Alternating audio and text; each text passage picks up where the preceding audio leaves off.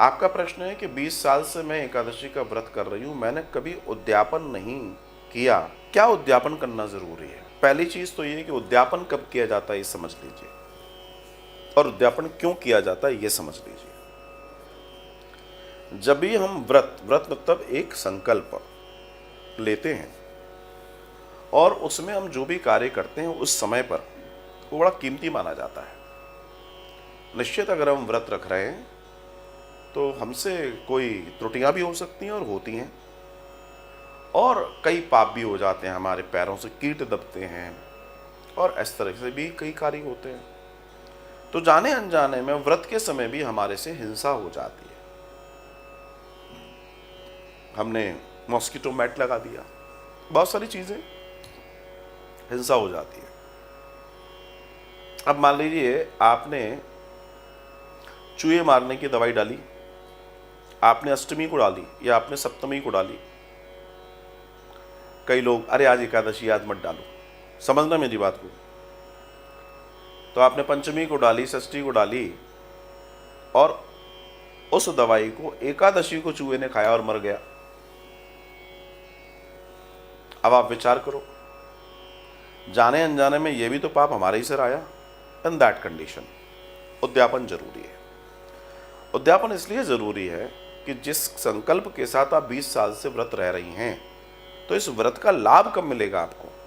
अब आप इसका लाभ लीजिए, क्योंकि आपने संग्रह कर लिया है पुण्य और अपुण्यों का। अब अपुण्य नहीं चाहिए, पुण्य ही पुण्य चाहिए।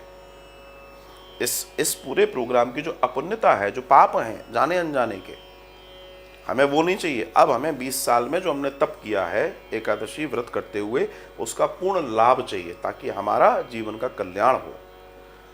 उसके लिए उद्यापन है। तब ब्राह्मण देवता पूजा कराते हैं, तो उस पूजा के माध्यम से, इस उद्यापन के माध्यम से आपके द्वारा किए गए 20 वर्ष का जो तप है एकादशी व्रत के रूप में, उसके जितने पुण्य हैं वो आपको प्राप्त हो जाएं और अपुण्यों का नाश कर दें वे ब्राह्मण देवता, और आपको सिर्फ पुण्य पुण्य प्राप्त हो।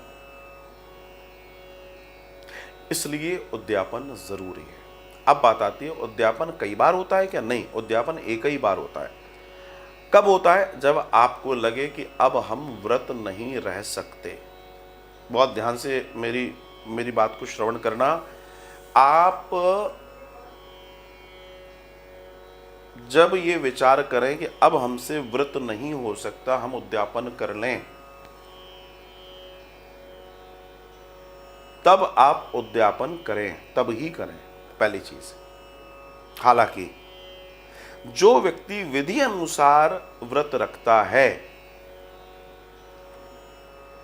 वो कभी भी व्रत करने में असमर्थ नहीं होता, चाहे उसकी आयु 90 साल हो जाए। कौन? जो व्यक्ति नियमापूर्वक व्रत रखता है। नियम पूर्वक मतलब फल खाकर।